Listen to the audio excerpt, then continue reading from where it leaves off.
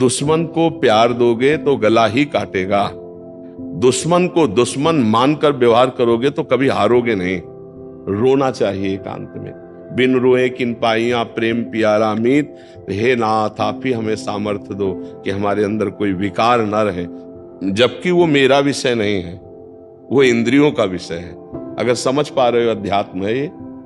हम जब काम को अपना विषय मान लेते तब हम परास्त हो जाते हैं। अपने पति को छोड़कर किसी और पुरुष की तरफ काम भाव दृष्टि रखना घोर पाप। एक पत्नी व्रत रखने वाला या एक पति व्रत रखने वाला काम विजयी ही होगा, पक्का होगा, क्योंकि उसमें सुख नहीं, एक दिन उसको वैराग्य हो जाएगा। लेकिन बेविचार करने वाला, मलिन अंतःकरण वाला, चाहे बूढ़ा हो जाए, मर जाए, तो भी वासनाएं नहीं नष्ट होती। इस बात को समझो। राधा वल्लभ श्री हरिवंश। महाराज जी, प्रिया प्रीतम से मिलन के मार्ग पर चलते हुए साधक के जीवन में काम रूपी विकार का क्या स्वरूप रहता है? बहुत जोर का होता है, बहुत जोर का होता है, क्योंकि टक्कर का योद्धा एक ही है। ये प्रेमी को गिराने के लिए एक ही है जो योद्धा समर्थ है, दूसरा नहीं समर्थ है। जैसे क्रोध और लोभ है, ये इसी की उपज है, काम की। कामः संजायते क्रोधा, और काम की पूर्ति में लोभ, और काम की पूर्ति में बाधा में क्रोध। लोभ और क्रोध इसी की उपज है, काम की। सबसे बड़ा सुभट योद्धा काम ही है, ज्ञानियों के लिए भी और प्रेमियों के लिए भी। ये ज्ञानियों को नित्य बैरी है, नित्य दुश्मन है। ये कभी ना घाने वाला महापापी, महापापना, ये महान पाप कराने वाला, महासनो, चाहे जितना भोग लो कभी तृप्त नहीं होने वाला। तो जैसे ही हमारे हृदय में, वैसे सबके हृदय में काम है, लेकिन जैसे ही हम काम विजयी होने की सोचते हैं, वैसे ही अपना विशेष रंग दिखाता है।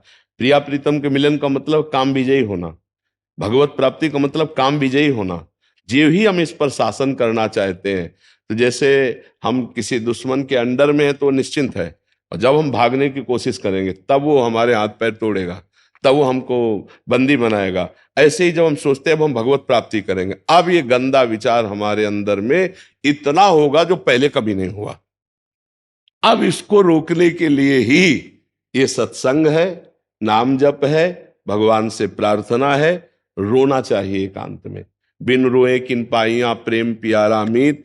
हे नाथ, आप ही हमें सामर्थ्य दो कि हमारे अंदर कोई विकार न रहे। तो वही करो सदा तिनके रखवारी, जिम बालक राखे महतारी। वही भगवान माँ की तरह बचाते हुए, प्यार करते हुए आगे बढ़ाते हैं। बका है बहुत बड़ा शत्रु, ये सबसे बड़ा शत्रु है, चाहे कोई भी हो। ये इस दुश्मन को बिना नाम जप के और बिना गुरु आश्रय के परास्त नहीं किया जा सकता है।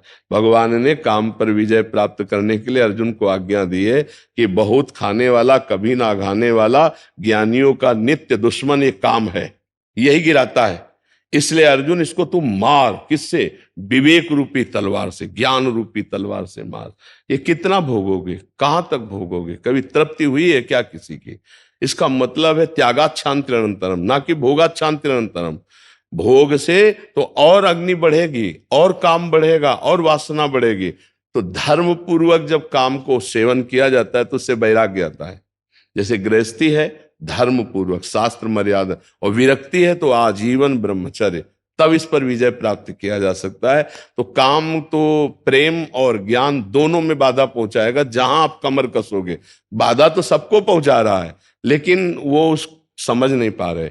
पर जब ज्ञान और प्रेम की तरफ बढ़ोगे, तब वो तुम्हारी टांग खींचेगा संसार की तरफ, तब तुम्हें भ्रष्ट करने की कोशिश करेगा।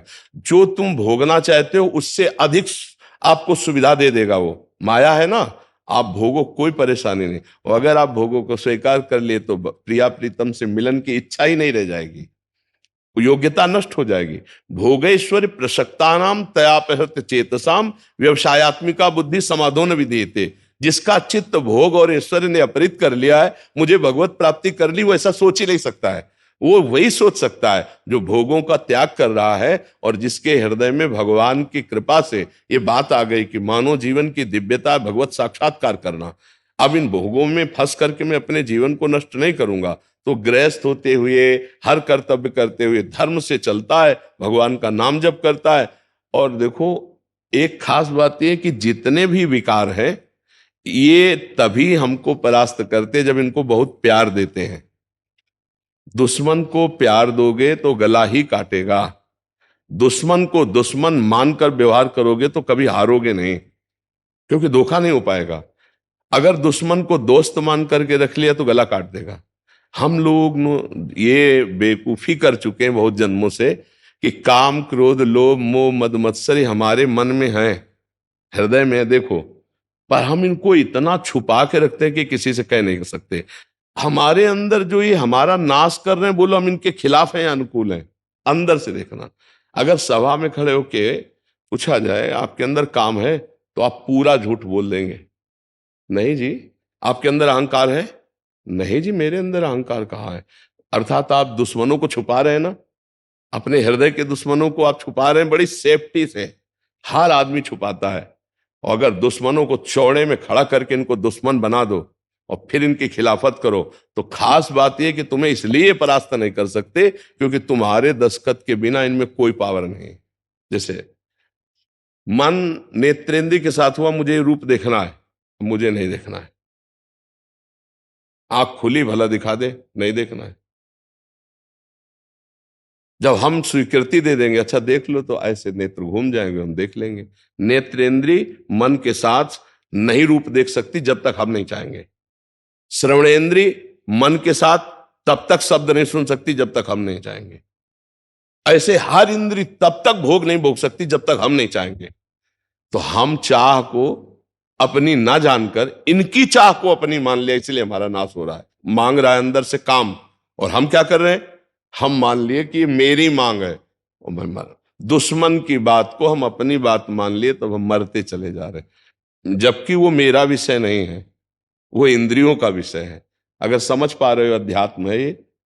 हम जब काम को अपना विषय मान लेते हैं तब हम परास्त हो जाते हैं, नहीं, जबकि वो आपकी मांग नहीं, आपके दुश्मन काम की मांग है। यही ना समझ होने के कारण हम कहते हैं कि हमें ज्ञान तो है कि मैं गलत कर रहा हूं, पर मैं रोक नहीं पाता हूं। इसलिए नहीं रोक पाते हो कि आपने जो गलत आपको सलाह दे रहा था, उसकी सलाह को आपने अपनी मांग मान ली, इसलिए आप गलत कर गए।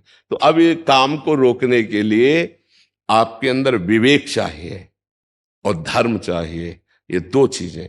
गृहस्थ हो तो धर्म पूर्वक अपने विषय का सेवन करो, तो भगवान की प्राप्ति में बाधा नहीं पड़ेगी।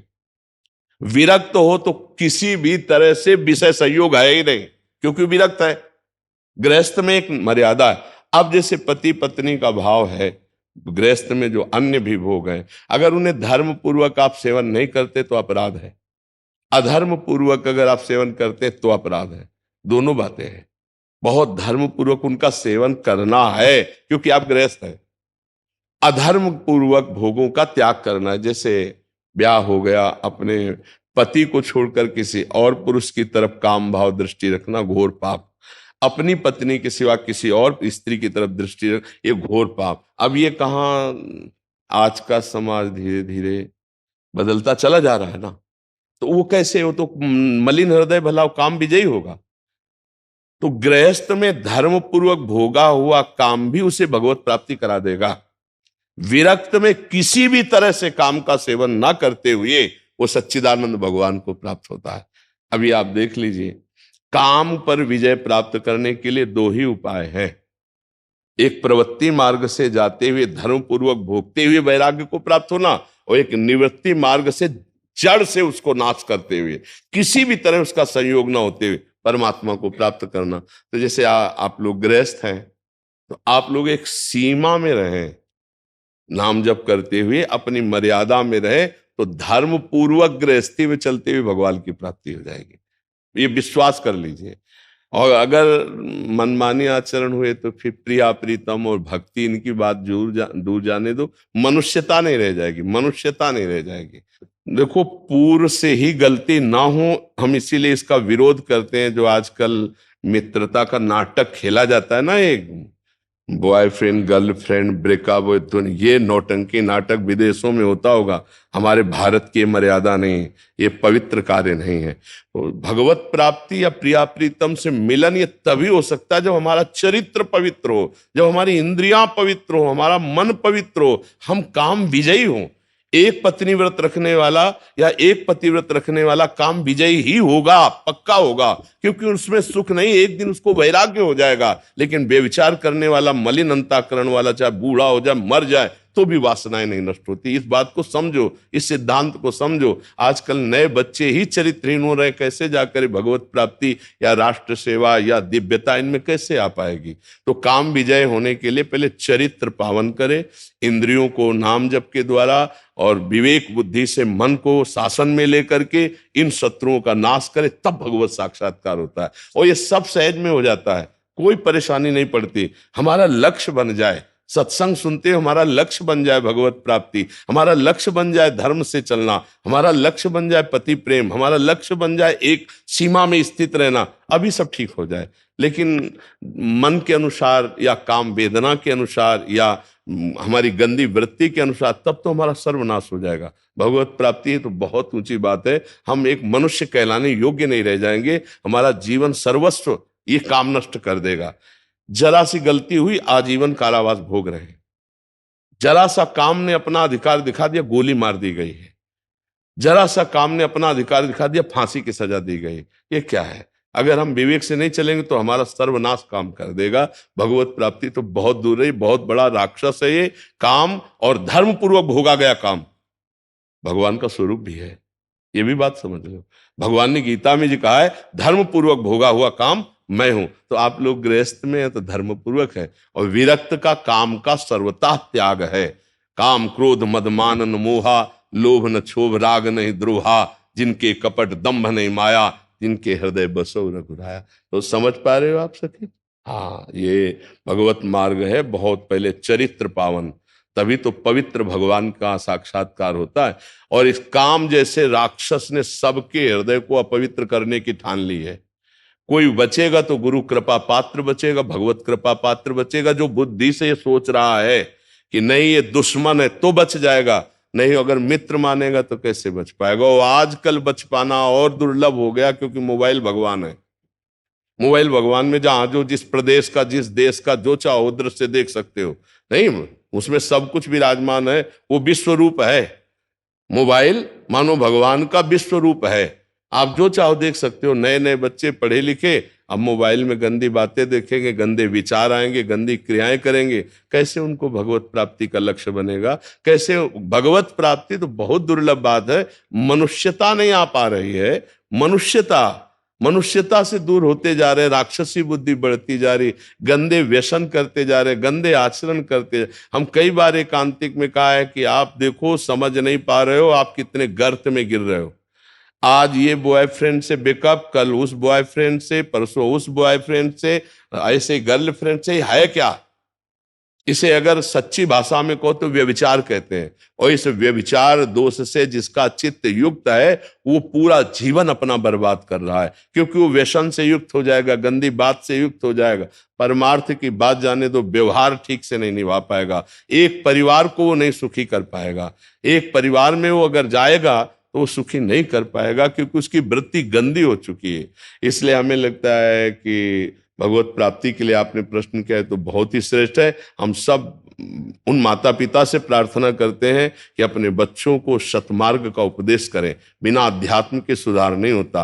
और उन जवान भाइयों से प्रार्थना करते हैं कि आप अपने मन को सतमार्ग में लाइए, नहीं तो ये कभी आपको चैन नहीं लेने देगा। ऐसी गलतियां हो जाएंगी जिसे पूरा जीवन पश्चाताप करना पड़ेगा। ऐसी ऐसी गलती हो जाती है जिसका कोई, अगर दंड ना मिले भी, सरकारी कानूनी दंड ना मिले, हम बच जाते हैं, तो हमारा मन हमको जला जला के ऐसा दंड देता रहेगा, पूरे जीवन अशांति और असंतुष्टता रहेगी। जी।